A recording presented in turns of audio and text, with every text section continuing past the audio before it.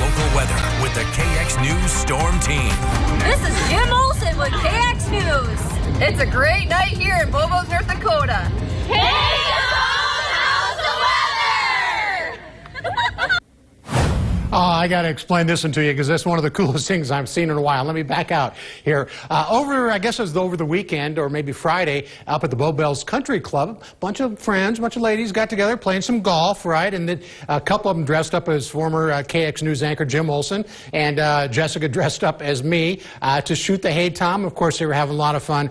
And you knew I couldn't pass that one up. I had to play it. So that was just a great, fun Hey Tom that I personally really like. Thank you for that. Looking at Bismarck, not really that hazy right now, just kind of looking into the sun, but 85 is a normal high temperature, and we overshot that a little bit. 91 certainly wasn't 91 the past couple of days, was it? Southeast wind at 9, in Minot 92 degrees, south wind at 13. So looking at some other temperatures across western North Dakota, and look at these wind arrows from the south. Yeah, it really warmed up, didn't it? We had the northerly wind over the weekend, chilly, southerly wind. It warmed up very, very quickly today. And the wind is roughly 5 to 15 miles an hour where we are getting reports from.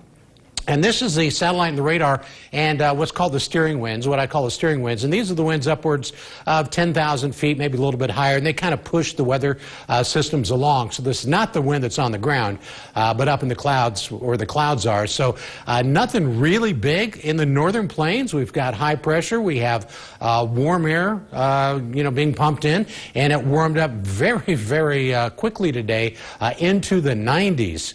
And looking at the 72-hour planner for Dickinson, and something to talk about here. There aren't going to be really good odds for rain this week. However, as early as Wednesday night and into Thursday, especially maybe around Dickinson, that would be possible, possibly around Williston, we would have a roughly 20% chance of a shower.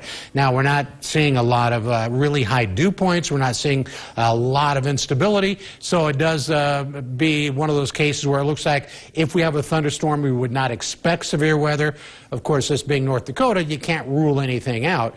And then as we look at the 72-hour planner for Williston, temperatures after today are going to cool off a little bit, especially in the north, because the wind shift on the ground is going to be in the north tomorrow, and that's going to be bringing some cooler Canadian air back into North Dakota, at least the northern part of the state. So I would expect tomorrow to be warmer in the southern part of the state than the northern part of the state, and probably have different wind directions as well. So the low temperatures tonight are going to be in the 60s, which is several degrees warmer than it was this morning. That warm air being pumped up here is going to be hanging around tonight.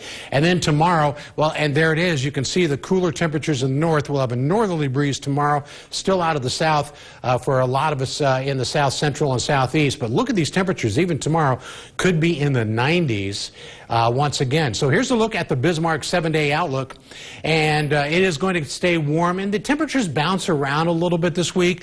No big chances of storms. I think 30% odds around Minot on Thursday, and that could just be rain showers as opposed to storms. So we'll cool off a little bit more.